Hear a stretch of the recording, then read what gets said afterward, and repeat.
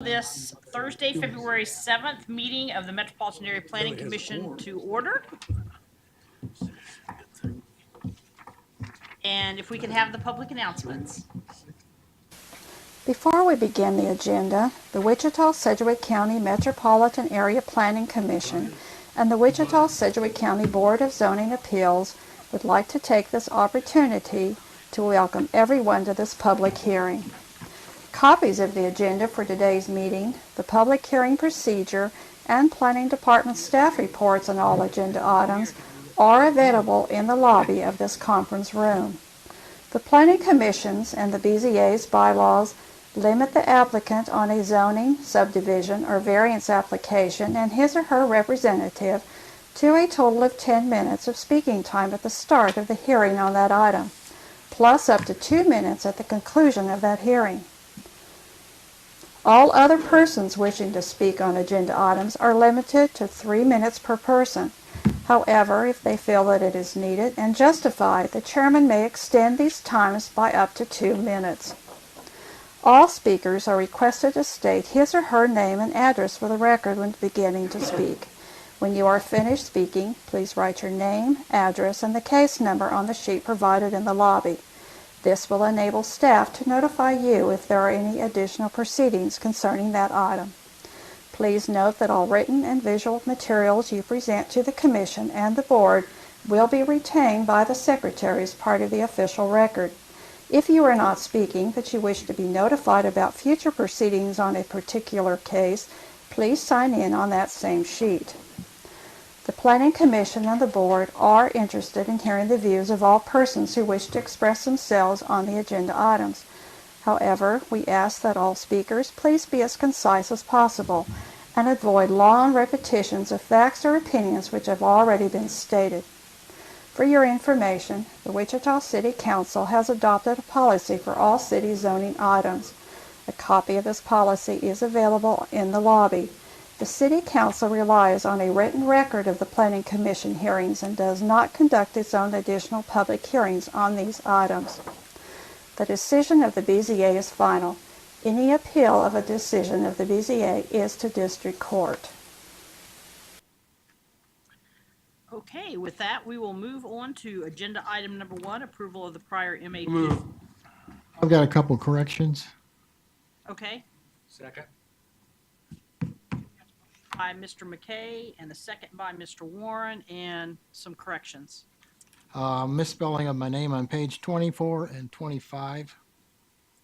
Well, not really a misspelling, it's just there's a space between the M and the A for some reason on a couple entries.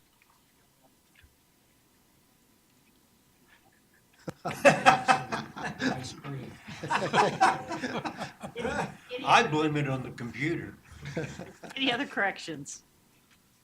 If not, all in favor say aye. Aye. Opposed, same sign. Do you have a question? Motion carries. And Mr. Warren has a question.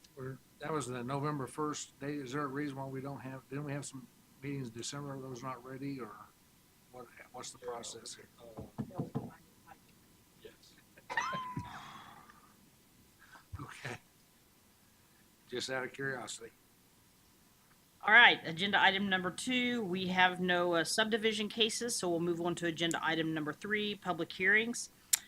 Item number 3.1, VAC 2018-00035, city vacation of platted 20-foot drainage and 10-foot utility easement on Lot 1 Union Station Addition. Is there anybody on the commission that would like to hear this case?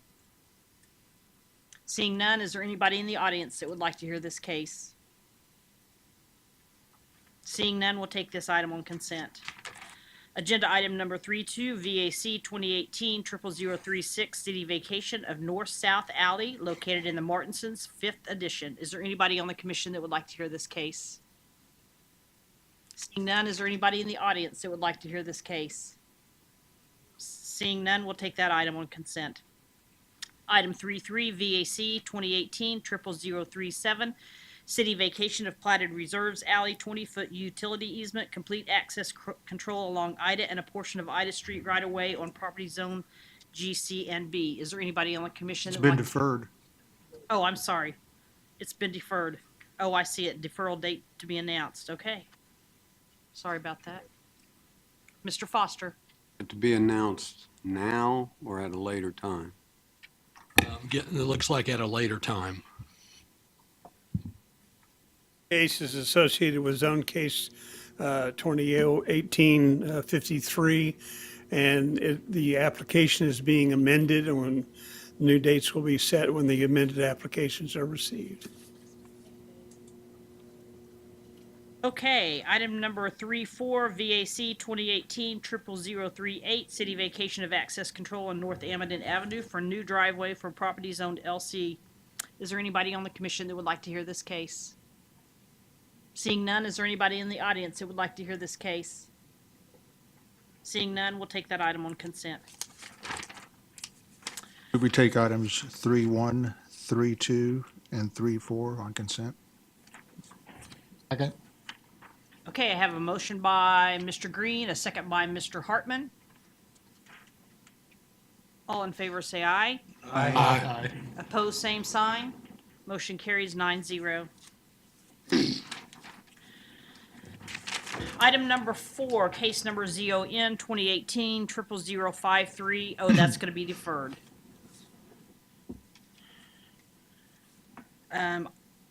Item number 5, case number CON 2018-00041.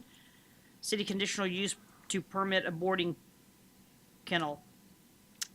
Is there anybody on the commission that would like to hear this case? I had a question for staff. Yes. We're going to hear the case, so. All right, case number CON 2018-00046, city conditional use to permit vehicle and equipment sales outdoor on property zone LC and a protective overlay. Is there anybody in the commission that'd like to hear this case?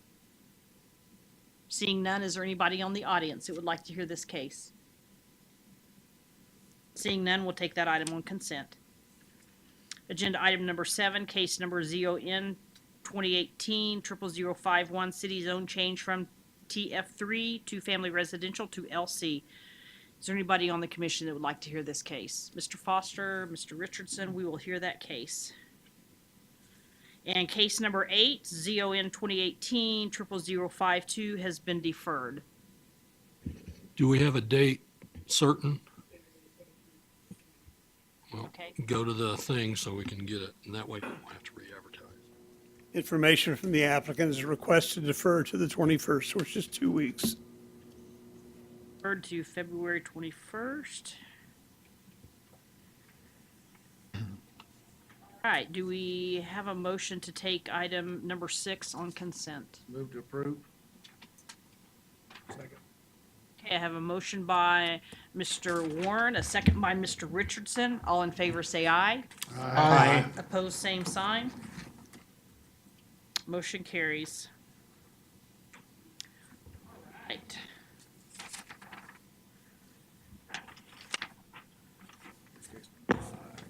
Yep.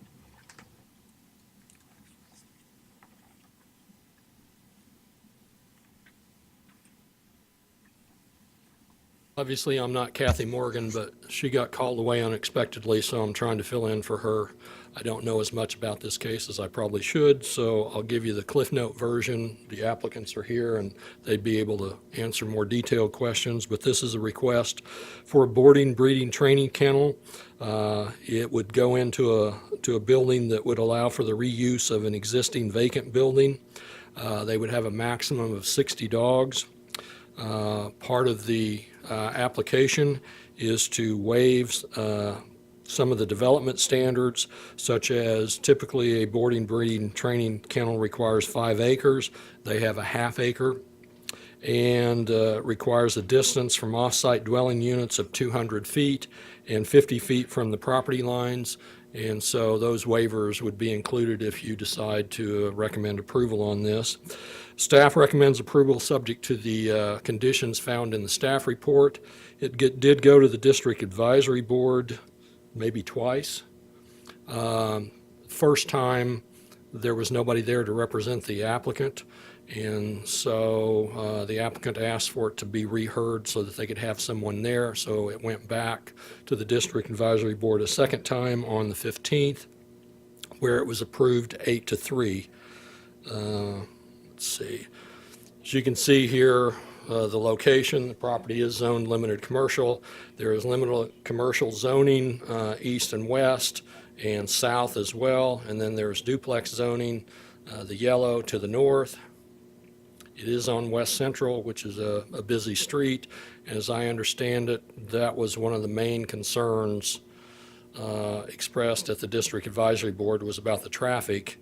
And I guess what I would say is West Central is going to have traffic whether this place is here or not, but Kathy said that was one of the concerns expressed.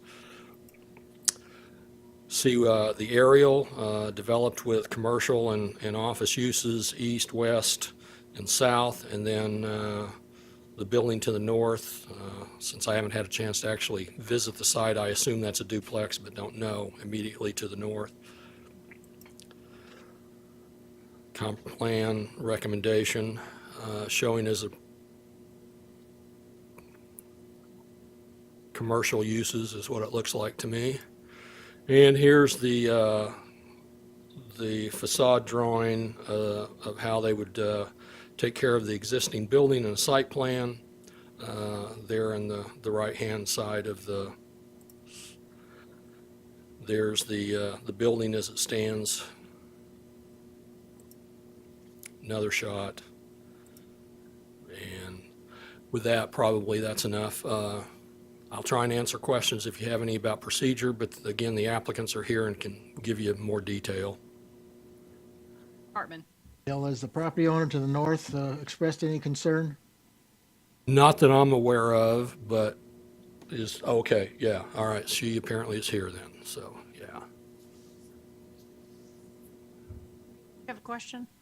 Did not. Okay. Oh, we have questions over here, Yeah. Mr. Warren. The, regarding the traffic, looking at the aerial view of the drawing, those entrances and exits those are the ones that are currently in place. There's no change anticipated from this. No, Okay. okay. And is there on the, I'm assuming that I'm gonna get my bearings straight here, there's an entrance directly onto Central? And is that a right turn only out of that parking lot? Don't believe it would be because there's no median there.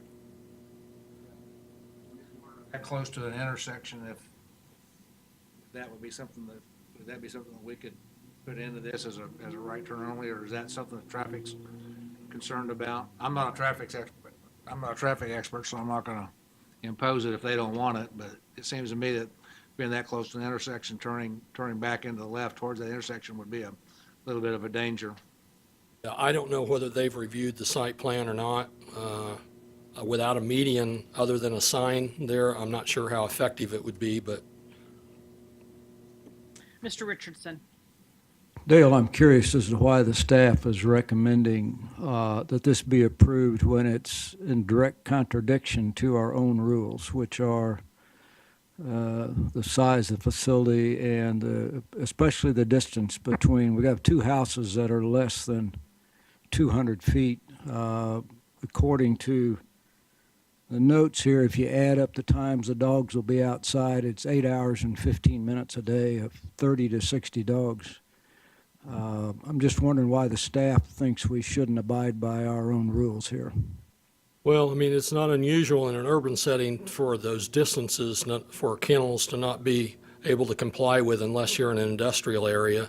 We've had a number of requests for kennels in the last several years. The building is vacant. There's always kind of an approach that if it's an existing building and there's a way to put it back into use, that's better than having it being vacant. But I can see your concerns. Thank you. Other questions from the commission? Okay, thank you. I've got a question, Mr. Dale. Hartman. Now, we have other facilities similar to this in the city, correct? Other dog? Yes. Yeah. Yeah. Have we, is there, do you ever get complaints on these outdoor dog areas? Not that I'm aware of, but, they would go to JR's group, and I might not ever hear about them if he takes care of them. But what recourse would a neighbor have if there's excessive barking going on? Well, there's the noise ordinance, and then the recommended conditions of approval. If the dogs are outside and when they're not supposed to be, then that could be a reason to void the conditional use or the protective overlay. And there is the noise ordinance. I forget exactly, but it's, if there's so many decibels above the background noise, then the city can enforce that. Is there any enforcement on odor control? Don't know. Yeah. I assume the applicant can express how they're going to handle that. Typically, that's one of the things that the applicant explains how that's going to be addressed. Okay, any other questions from the commission? If not, thanks, Dale. Agent and applicant, would you like to come forward, and if you'll state your name and address, and you have 10 minutes.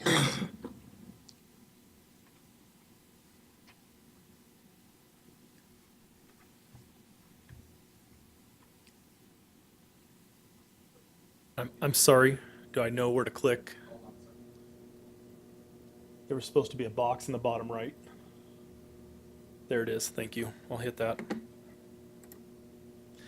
My name is Blake Bauer. I'm from Manhattan, Kansas. My address is 2801 Palmer Circle there in Manhattan, and I'm one of the co-owners of Wolf's, and that's why I'm here to speak to you today. So the big thing I wanted to show you in some of these pictures, and I'll answer some of those questions as they're directly been brought up. We talked with the Homeowners Association at a meeting there a few weeks ago, and then also here this week talked at the DAB. I was at the DAB meeting and answer some of those questions. I think the big thing on showing you the pictures, other than just asking you those questions, is to show you what type of facility we're going to run. And that's the big deal, because you can go to a lot of facilities that are here in Wichita, and I've been by several of them that have been maybe in a neighborhood or been around. And those facilities are, to be perfectly honest with you, without talking about anyone specifically, are not kept to our standards. Wichita has a growing need for this as we look at the population base, and the number of boarding facilities and daycare facilities in Wichita is one of the reasons that we chose to come to Wichita. We also have other business that's here, which is so we're very familiar, and I have family here, so we're very familiar with the town, which is one reason that we're coming this direction. Currently, I live in Manhattan. That's where we have one store. There's a store that's been going for several years in Merriam, and then a Leawood store that we purchased from another party in May and opened up on close to 435 in Kansas City. Opening soon is Topeka, and actually that opened on Monday, and I have some pictures directly from that to show you the finish of that facility. Lawrence will open the first week of March, and then we're considering these other potential sites. Also one in East Wichita. We're working on the contract right now, Columbia and North Kansas City. The big thing is to show you our services. I noticed one thing that was said earlier was about breeding. We do not do any breeding. And also in this facility, there will not be official training. We will train your dog on just common obedience, but not in a specific training class. I know the ordinance lists all those things. It puts us all in the same category, but we will not have breeding, and we will not have official trainers on site either. This facility is a little smaller than our normal footprint, so there's not as much to do those extracurricular enhancement type activities. But we will have day play. That's daycare for dogs. I'd be perfectly honest, I grew up on a farm in Clay Center, Kansas. Taking your dog to daycare is a little outside of my growing up and my history, but it is a growing need. Obviously, night stay. We really like this idea of being over in this area because also it's close to the airport, so when people leave town, they can bring their pup to us and drop them off. Grooming, we'll have grooming services to help with nails, baths, those type of items. And then we offer kitty care. We're not 100% sure in this facility if we're going to have that because once again, it's a smaller facility. Like in our Manhattan facility, you'll have one cat there at a time. It's mostly just if somebody else has dogs, they usually have cats, and that's why that's on here on our services, and you'll see that on our website, and I wanted to address that. But in the plan right now, there is no room for that. It'll be strictly pups. Also, this is a picture of our facilities. Big thing is to show you the condition of these. You'll see in the top picture, that's a picture from our Manhattan facility, and it is one from here about a month ago, and it's snowing in Manhattan. We have canine turf that's out there. You'll also notice the blue pool. That blue pool is an in-ground, we cover that up in the winter, but that way the dogs go in and out and get cooled off. You'll also notice the big doors. Dogs are not outside or inside 100% of the time. We allow the dogs to go in and out of that door based on when on what they feel. A husky in the winter is going to go outside. A husky in the summer might be inside. So no, the dogs will never all be in or all be out. We like that facility and that use of the indoor-outdoor space so the dog can choose what's comfortable for them. You can also see that we have in this picture a brand new facility, FRP on walls, epoxy on the floors, Corando beds, which is a really structured bed. They're just not cheap. We try to spend the right money on the facility. In the outdoor play yards, you'll see the play areas that are there too. Indoor in the facilities, you'll see nice kennels. These are brand new kennels, not little cages to put the dogs in. And then you'll see luxury suites. These are for the higher end clients that want a little bit more space in there for their dog. They also have a camera. You can log into our website, and you can even do that now. Log into the website, see your dog. A lot of people need peace of mind. They're guilty that they're going on vacation. They're on the beach and they want to see their dog, and so they can see that their dog is taken care of. And there is a TV in that room. I know it sounds odd. It's mostly about noise. When you're at home, your TV's on. They're comfortable with that noise, and it allows them a little bit more comfort in the noise. And there's a fan in there too. The big question that we've had has been really around 4 parts: traffic, noise, groundwater, and our chemicals. This is big to show you that rescue is what we use for our chemicals. It is the active ingredient is really just hydrogen peroxide, what you use on your boo-boos on your hands to clean them. It's very safe. It's pet friendly. 80% of vets use it, and it meets all OSHA and EPA requirements. Disposal of it just goes down the drain. Very pet friendly, and we use this for a specific reason. You don't go use bleach. Bleaches are harmful to pets and to the materials we use in the building, and we'll break it down so you can see that we use rescue. And in the DAB meeting, one of the representatives had done the research and also backed that up. If the minutes in there, you'll see that he had done the same research that I had. Also, I think it's important to show you the facility. In this is our Manhattan facility, and the only reason I show you this is our office is right here. And this is our office, and we butted up right up against our facility. Noise is a big question about this. How loud are you going to be? We believe in our product so much that we've put our office right next to the facility. This office that I'm circling right here is my controller's office. If you know any controllers, they like it quiet. They like to crunch their numbers, and that's how they do it every day in the office. We put him right up against the kennel room to show you that we believe in our product and being around it every day. That's just a picture of our office to show you where his office is right up against that, just to give you an example. You can get a tour at any time if you walked into Manhattan to those facilities. This is the West Wichita floor plan. This is the outdoor yards that are here, and those are on the east side of the building. Indoor play yards so that dogs can go in and out, and we'll have those doors open so they could go in and out during those times.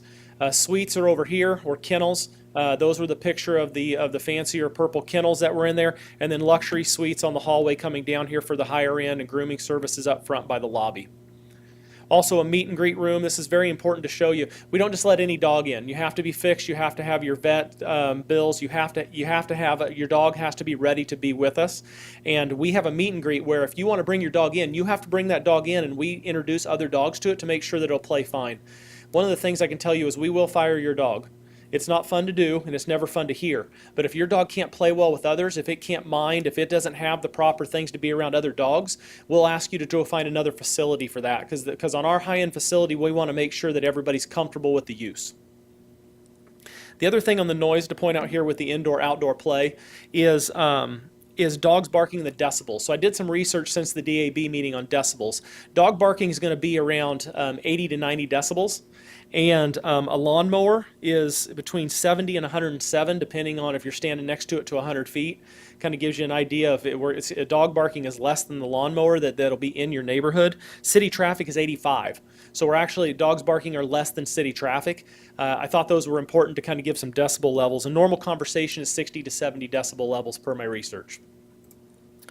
Also, to show you the outside, this is the site plan that we put up. We're going to plant some new trees here along the back line, and also one more on this front corner. This is to help with the neighbors, help with them so visually that it brings more trees to the neighborhood, and those have been presented to the city. We left all of the traffic things open right now. I understood that probably taking away traffic or changing traffic patterns was a bigger deal than leaving them as is, and so we were able to get our parking count down with still using the existing site and leaving those open. We have 12 or 13 parking spots on site. Our traffic study that was turned in and done said that we needed 12. The current place has 23 parking stalls. And so we would actually, as traffic goes, depending on who the use is, we could actually possibly be seen as less traffic than another commercial or retail user that might go into the building. I think that, yes, we're going to be more than it being vacant, but it would be less than adding to another use. These are big to show you. This is what the pictures on the left were the building before. This is how Mattress Firm had it, and this is how we have it with our 8-foot fence. And one sign on the front. A lot more plain looking and visual appealing to the neighbors. This is the inside of our Topeka store. This is from our security camera footage. I took this from our office in Manhattan to show you the type of finish that we do. Rubber flooring, we're actually still in that top right finish, finishing a little bit of work in the playrooms to help divide little dogs from big dogs, trying to divide that out. And you can see the yard, the new furniture that's out there, and the canine grass that's used out there as well. Here's the lobby finishes that show the LVT, the luxury suites, the grooming services. You can see the type of finish that we do in a facility. And this was also a redo of another building. So you can kind of see this is the same type of finish we would do in this building. Big also to show you is this wall. To see the video as we're winding down here. This is an 8-foot fence. We put an 8-foot vinyl fence so you can't see to or fro from that. And that's a very big deal that you can't see in there, because it'll actually, in that 8-foot fence, will actually knock down the dog decibels by the decibels from that dog from 6 to 10 down. So you'll actually get that dog decibel down, it gets it down almost to 70. Bauer, your time is up. Is there any questions from the commission? Who we got? Mr. Foster? If you look at conditions in the staff report, conditions 4 and 5, I was curious, it mentions kennel be open to the public from 7 to 7 and so forth. And then you compare that with the outdoor playtime will be monitored by kennel staff. It looks like the times don't match up, or that the outdoor playtime would be earlier than that. Is that typical? Is that the way it should be? So the dogs that are boarded overnight, we come into the facility just a little bit earlier, the staff does, and let those dogs out, bring them back in. And so that's why those earlier ones are done that way. Thank you. Mr. Warren? Yeah, Blake, you answered one of my questions on the fence height, because that was, I was hoping that you were gonna have something as tall as you did, because that will offset some of that noise. Your mic's not on. Test.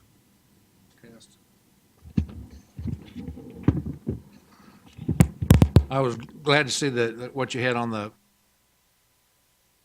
augment some of the noise factor. One of the questions I had to do with parking.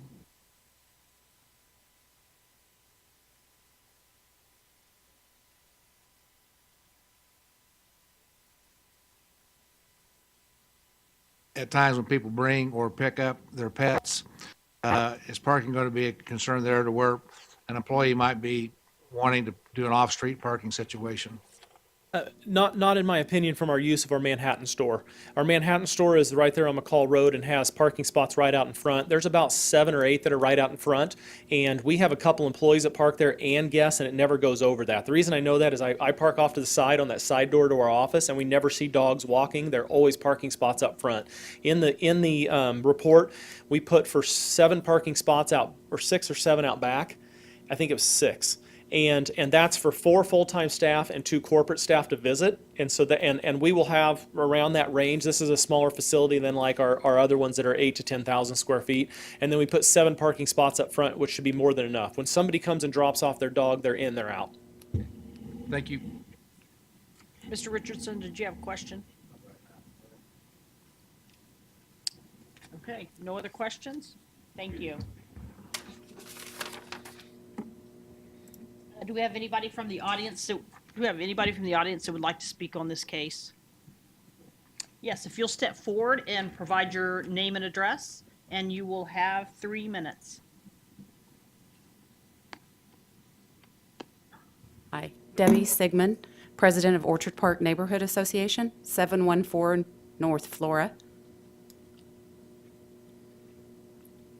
And as you see, it is a beautiful facility, and it is much prettier than what Mattress Firm was. We don't object to that at all. The neighbors are worried about the traffic in throughout our neighborhood for the fact that we already are 20% over capacity on Central at Central and 235, and they've opened up Hoover around a 13th.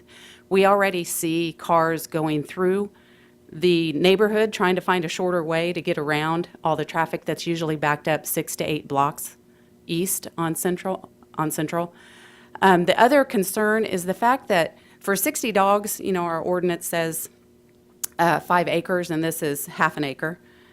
The closest resident I think, is 70 feet, and it's supposed to be 200 feet. Those are the other concerns and it's the same thing that you guys have already pointed on and have brought up. So those are the concerns that the neighbors in the immediate area have. Yes. I understand the concern on traffic. It's hard for me to imagine a business that would generate less traffic than this. I mean, there's about any retail business, especially something going on all through the day, would generate a lot more traffic. You have any, is there an ideal situation that you would be looking for? I mean, I don't know what it would Other than be. the Mattress Firm that didn't Yeah, well, have very many I mean, people. it's hard for me to imagine any business that would be less traffic than this. I mean, I understand that you've got too much already, but if anything goes in there, you're gonna have a certain amount of traffic. And that was brought up at the DAB meeting, and yes, I agree with that. The concern is the turning left, turning right, the in and out, the trying to stop the traffic and let these people out, and it's at the peak times of the day, the 7 to 8 o'clock in the morning, and then the 5 to 6 p.m. And again, yes, I agree, whatever goes in there, we're going to have the issue with the traffic. Thank you. Mr. Richardson? Help me understand some of the concerns regarding the noise that was at the DAB meeting. Can you kind of help us about what the conversation was there? The conversation on the noise part was the fact that the residents north of the facility, she just retired, and we are outside a lot of the time. People are out, and during the times that are scheduled for the dogs to be outside are the same times we're doing our yard work, or we're pulling weeds, or we're outside, or planting a garden, and so forth. And that was the concerns of the noise. And Blake did go into the 8-foot fence and how that does bring that noise level down. We're still concerned about that. The block north of Central there, is that the 700 block? Is that the block where you live? Yes. I can't remember, is that right? Yes. Okay. So you live on the east side of the street? Am I here? I am this house right here. Okay, so you're the house that's 120 feet 20. away, if you will? Yes, sir. Okay, thank you. Questions from the commission? Mr. Blick? So are you saying that the neighborhood association is in support of it, or they just have some concerns? We just have some concerns. Okay, thank you. Any other questions from the commission? Thank you for your Thank you. presentation. Is there anybody else from the audience who would like to speak on this case? If you'll step forward and state your name and address, and you have 3 minutes.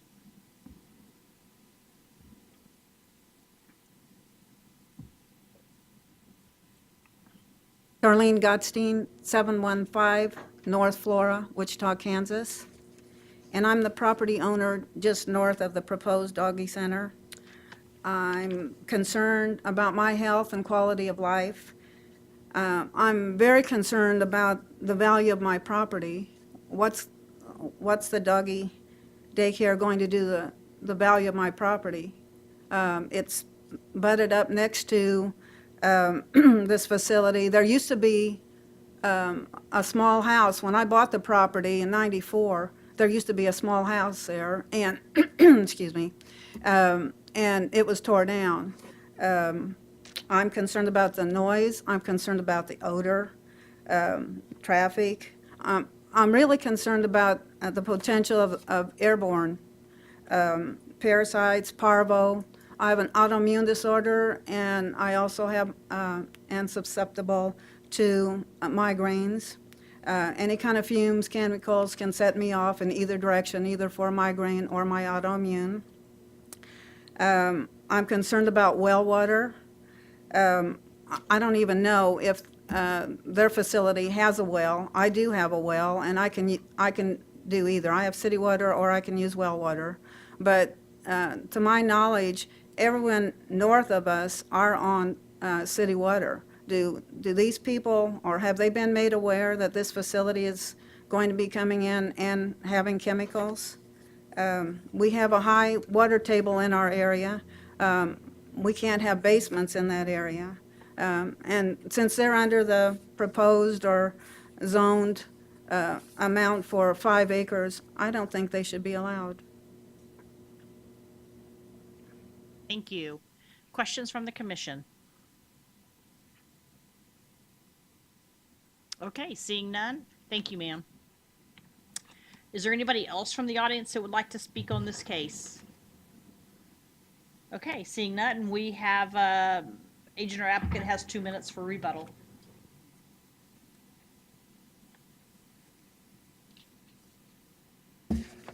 I just want to address 2 quick items that I didn't get to address. Number 1 is the waste.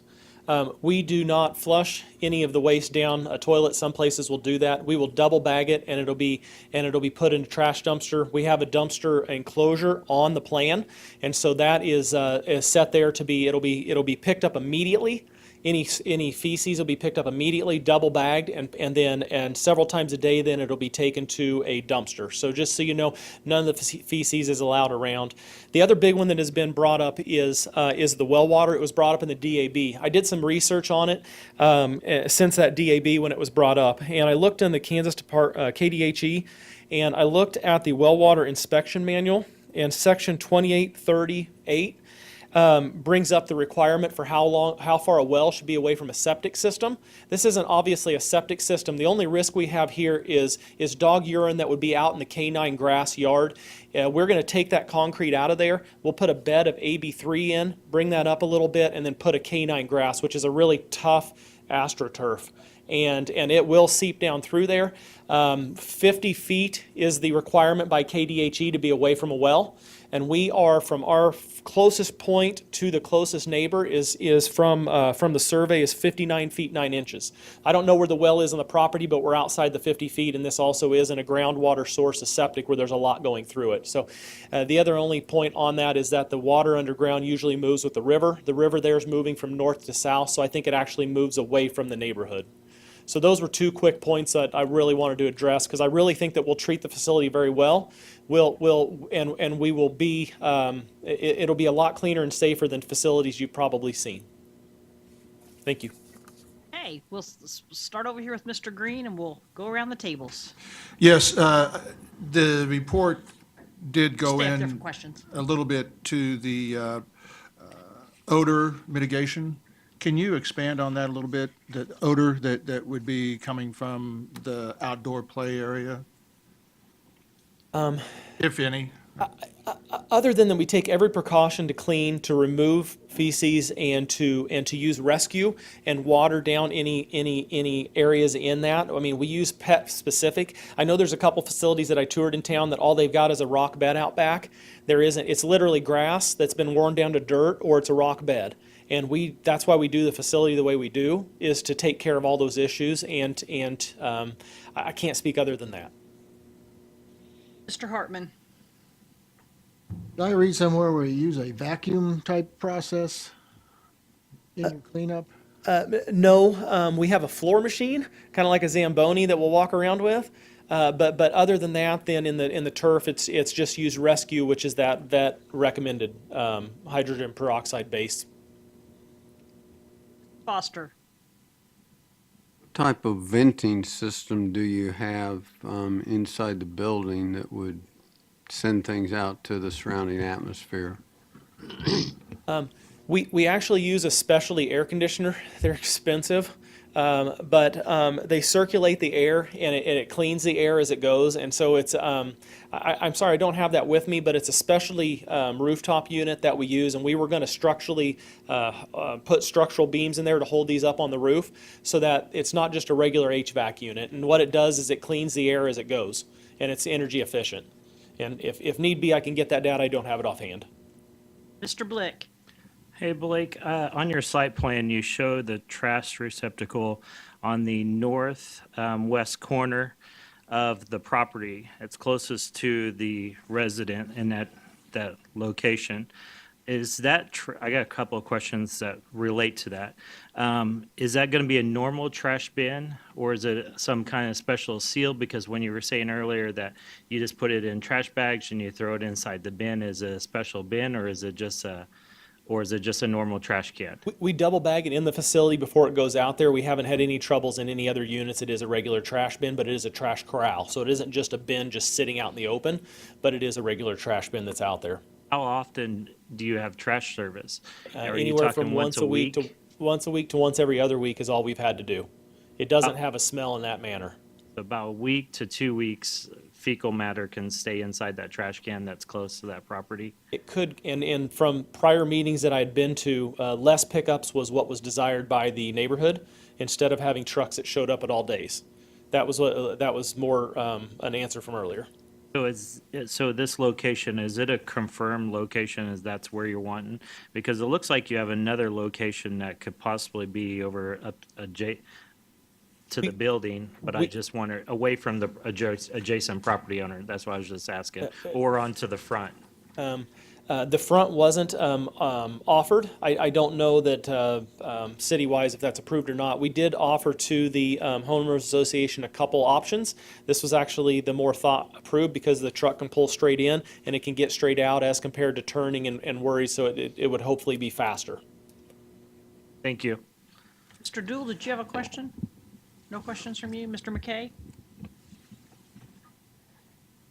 Are you licensed, or do you have any license requirements by the state? Yes, the Kansas Department of Agriculture is who does the license for this. They come into the facility before you open, and they also do ongoing inspections. Richardson.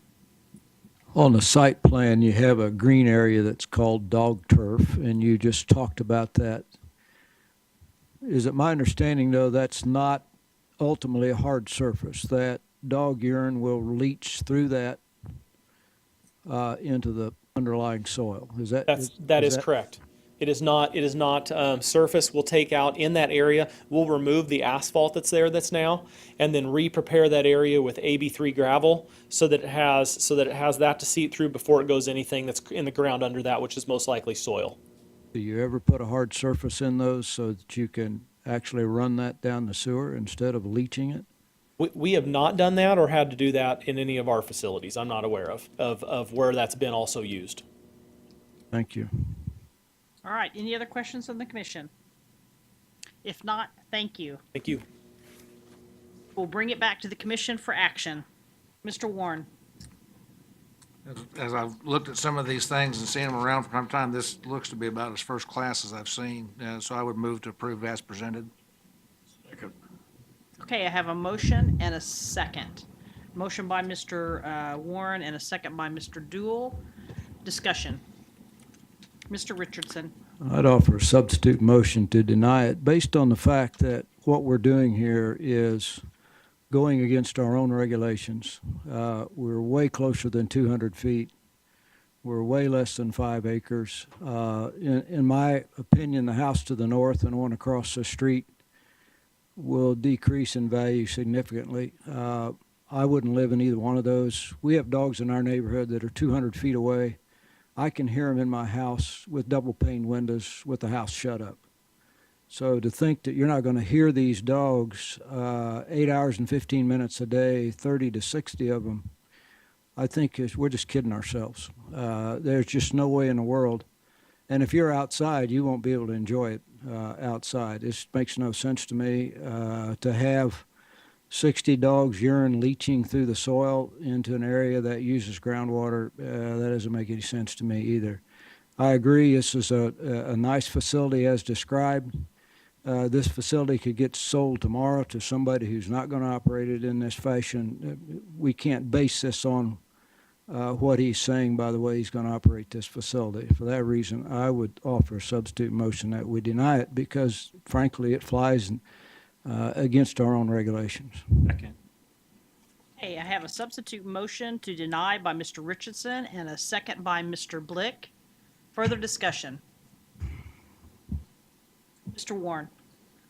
I guess I'd start off by making the argument that it's probably time to review our rules and regulations. I think there is a need for this kind of service in town, and so situations of acreage, I mean, I think that was a lot of planning went in a bygone day, and that's not what we have now. We have people that have pets, they want to take care of them, they want to take care of them in a first-class way. They want to have something somewhat close to where they live, and so I think this meets that need. I understand the aspect of noise, having lived in areas that have neighbors whose dogs bark through the night.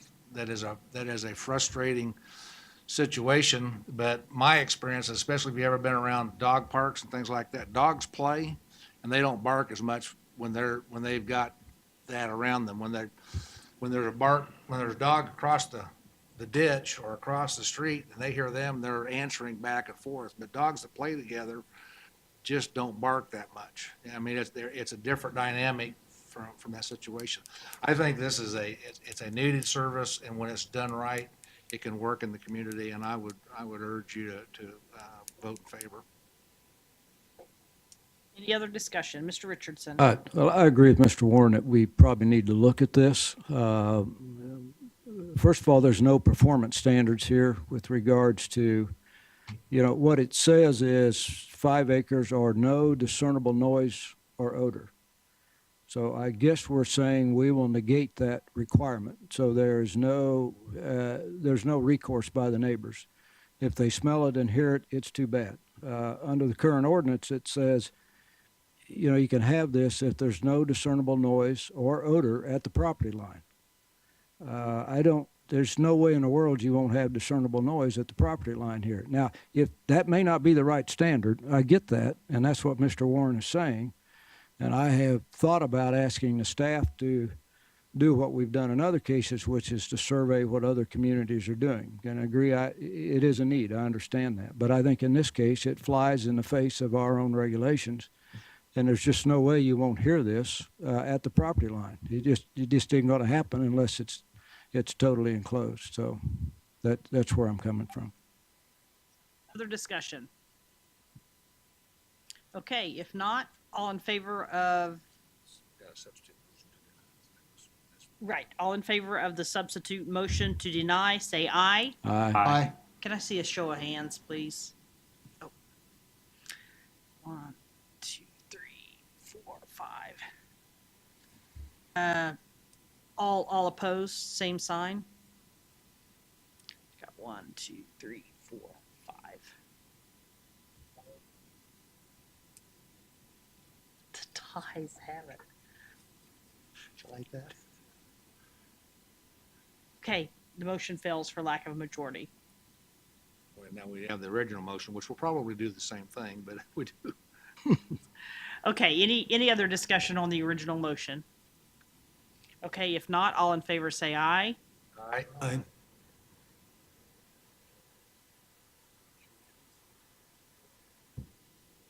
Opposed, say same sign. Aye.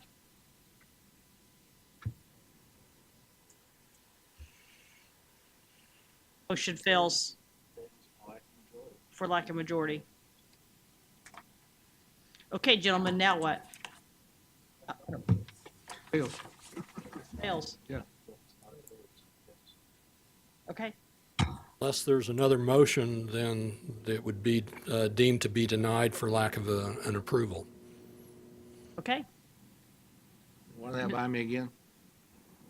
Unless there is a third motion that somebody wants to make, then the last motion to approve that was 5-5 is deemed to be a denial for lack of an approval. Okay, Mr. Warren. We've got one, two, three, we've got 4 members missing. I would move to defer to the next regular meeting and to be reheard with, hopefully with a full complement of members to consider. Have a motion to defer by Mr. Warren, a second by Mr. Dool. Mr. Richardson, you had a comment? It was going to be along the line of asking the staff to Okay. look at this, but not on Okay. this. Any other discussion on this motion to defer? do. Yes, Mr. Green. Are there some stipulations that we could put into the future presentation and/or requirements that would be needed to have this pass that would address the potential odor and/or the leaching of, I guess those were the two, well, and the sound, I guess, the noise concerns? My comment would be is that both the applicants and those that are opposed have heard the discussion. I think it would be up to them to, if they want to, when they make the presentation next time, if they want to make amendments to their presentation in order to try to curry favor, then they can do that at that point. Because I think we've got different ideas of what, might change our ideas. Let them see what was been said and see if they can come up with something that would be a little more palatable. Sounds good. Thank you. Any other discussion? Seeing none, all in favor say aye. Aye. Opposed, same sign. Got 2 noes, Mr. Foster and Mr. Richardson.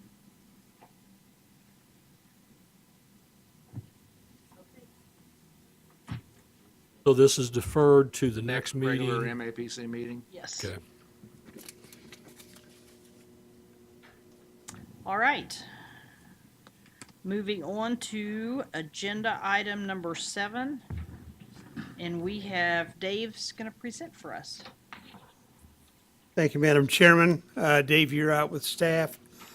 This is a request to rezone from TF3, two-family residential, to LC on the property on the south side of 21st Street between Erie and this is Maplewood Drive on the east.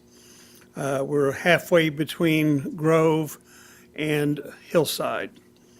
The property, as noted in the staff report, is presently vacant and has been vacant for many years, according to the information that was received at the DAB meeting on Monday.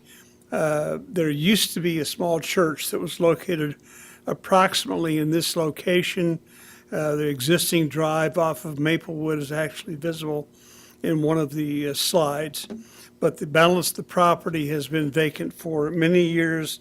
It's even shown as being vacant in the North 21st Street corridor plan that was done almost 20 years ago. You can see the location of the property in relationship to the 21st Street corridor plan and the overall comprehensive plan. This is a picture of the property.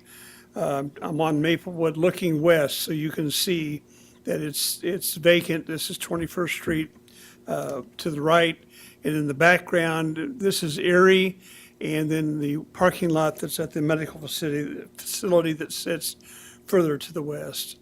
This is looking east along 21st Street. I'm actually at the corner of Maplewood, so I'm looking east towards Wichita State in the background. This is the home that's immediately to the south of the property along Maplewood. This is the driveway that went into where the church used to be. And this is looking north from the site and I believe this is Volusia. And this property has an old ratty parking lot on it, but otherwise it's vacant. Across the street on the west side of Volusia, in this area, is a medical clinic with parking along Volusia. So, and this is looking east back across the site from Erie, and you can see the houses along Maplewood on the other side of the property. That's just a shot looking down 21st Street going west. Staff is recommending actually to deny the request to go to LC and recommending NR, which is neighborhood retail. We presented this at the DAB meeting Monday night in DAB 1. After an extensive discussion, unanimously voted to recommend the staff's recommendation with the addition of a protective overlay. Their request is that the property be restricted from having packaged retail liquor stores available on site. And I'm not sure we will be able fully to do that, but that is their recommendation. There was an extensive discussion. In fact, there was a split debate and a motion initially made to deny the request, then to approve it, and they spent a lot of time talking about it. I know the agent for the applicants here can also address that. But that's where DAB was on this case, and so that's their recommendation going forward. I'll be happy to answer any questions you got. Questions for Dave? Mr. Richardson? So Dave, so the only addition by the protective overlay is no packaged retail liquor? There were Is that- objections both from the DAB as well as some neighbors that their concern was they did not want packaged retail liquor sales in the area. Dale, can we do that? No. Oh, all right. And so we can't do that because it's a specific It's use? general retail is a little bit allowed and It's the equivalent of saying you will allow fast food restaurants except McDonald's. I mean, if it's a general retail, that falls in that category, and you can't exclude out one. So neighborhood retail includes packaged liquor? Liquor, yeah, general. Okay. within Just the zone. regular liquor stores are treated as general retail, and NR allows general retail. Okay, all right, thank you. Other questions from the commission? So Mr. was Hartman. the DAB in agreement with the NR use? Yes. Yeah, they did recommend NR with the additional protective overlay. That's what they asked for. Hey, thank you, Dave. Agent or applicant? State your name and address, and you have 10 minutes. You know the drill. Russ Avey, agent for the applicant with Boffman Company, 315 Ellis. Yeah, after the first 90 minutes of discussion, I think I kind of lost track of where we were here.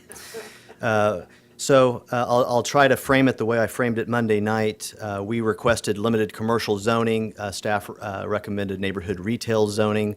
I tried to squeeze in a middle ground position by asking for limited commercial zoning with a protective overlay, limiting all uses to the NR district with the exception of nursing facilities and hospitals. The property is owned by a doctor's group, and with no known intended use of the property, I was under the assumption that it would be some sort of medical services type of business, and we left it at that. We had some traction. Actually, we had a motion made to approve that. And then literally it fell apart on the thinnest of margins and just exploded to this. So quite frankly, I would just want you, as I asked the District Advisory Board, to consider limited commercial, limited down in most all ways to the neighborhood retail as far as land uses, with the exception of those two uses that I just mentioned. And I'll stand for any questions you may have. Richardson. So Russ, those two uses are not allowed in neighborhood retail, is that correct? Those two uses are not permitted by right in the neighborhood retail zoning district, but are permitted by right in the general office district, as well as the limited commercial zoning Okay, district. so you could have that in a office district? You can have it in a general office district. Right, The okay. neighborhood office and neighborhood retail would preclude both of those. And once again, that is Hospitals and nursing facilities. nursing facility? Correct. Nursing facilities and hospitals. Okay, but if there was just a doctor's office, that could still be in neighborhood retail? Medical service would be allowed in the B through LI zoning Whatever, districts, yeah, probably. okay, Yeah. all right, thank you. Other questions from the commission? Thank you. Mr. Hartman, are you thinking, or do you have a question? Fine. Okay, just want to make sure. I'm thinking. He's thinking too. I hope I'm thinking. Is there anybody from the audience who would like to speak on this case? Okay, seeing none, I'll bring it back to the commission for action. I have a question. Okay, Mr. Richardson. Dale and Dale, can we, based on what was asked for and the staff recommendation, can we change that recommendation to what Yeah. Mr. Avey is suggesting? Yes, you have within your purview the ability to grant the LC zoning because that's what was asked for. And if you then restricted that by a protective overlay to the NR uses with the exception of the two that Mr. Avey talked about, All right, that can be done. I would make that motion. I would second that. Okay, we have a motion by Mr. Richardson, a second by Mr. Green. Other discussion? We had the Richardson and motion Green. by Mr. Richardson and the second by Mr. Green. So by this motion means that we're going to get the zoning LC, and the overlay allows only those uses? Everything but those. It would allow those two LC uses, but restrict everything else back to. Okay, seeing no other discussion, all in favor say aye. Aye. Opposed, same sign. Okay, motion carries 10-0. Thing under other matters, whatever you want. Okay, and we have, don't get too excited, gentlemen. We have one other thing under agenda item number 9, other matters. I just wanted to bring to your attention, in case you were not bored enough to watch the county commission on Wednesday, they did adopt a moratorium dealing with renewable energy systems, particularly wind turbines and solar arrays. And that moratorium is supposed to last 6 months. And staff has been asked to come up with some development standards that would apply. And so we would expect this is February, probably in March or April, we would bring to the Advanced Plans Committee some recommendations on those standards, and then looking to try and get something to the county commission and the city council in May or June. Just wanted to. Okay. Do Any we not, questions? so, yeah, we don't have any standards now with regards to, a wind farm is not a conditional use, it's not allowed in any way. Just give me a little background here. Well, commercial wind farms and commercial arrays, solar arrays, are considered to be utility majors and require conditional use in all zoning districts except for the Air Force Base. And so they would require conditional use review, and then absent this moratorium, if someone filed, we would then do research and come up with what is typically used in other communities. They're wanting us to get those in place, kind of like the dog kennel stuff. Yeah. And have it be proactive. Sounds like we need to get some standards. Multiple array wind farms in Sedgwick County right now, are there? Not that we're aware of. There are leases out in western Sedgwick County that the appraiser's office has turned up for both systems. Any other questions? That'd be just commercial, or is that residential also? Residential would be considered accessory, and so that wouldn't fall under a utility major. Mr. McKay? This morning at Advanced Plans, is it the 21st you're going to hand out the, Oh, yeah, we had discussion of the ballpark. isn't the 21st when you're going to hand that out? March 21st is when we'll be having the hearing here. I'll hand it out probably February 21st, yeah. Okay. Please, everybody read it because it's Yes. pretty interesting because we brought up quite a few, Yes. because we brought up quite a few questions just this morning, so. And we'll definitely And need it's not feedback. something, it's about that thick, so it's not something you can just glance at. You need to kind of It look is at on our website right now if anybody wants to look it up. Mr. Richardson? Bill, I see where they're soliciting comments about downtown streets. Will this group get involved in that in any way? Do I understand what that's about? I know Scott Wadel's running that project. I'm not sure that he's bringing that in front of us group. And Scott Wagle is a, what, He's in the transit department right now, I believe. a transit department, I see. Okay, well, it would sound like I can, goes to foot transit, is what it sounds to me I like. can send that comment to him and ask him to. Yeah, yeah, So that'd be the okay. county manager. It seemed to me like at least advanced plans ought to have a look at that. I just happened to see it in the press that says they want somebody to come to a meeting and tell them what they think, but thank you. Anything else? Seeing none, we are adjourned.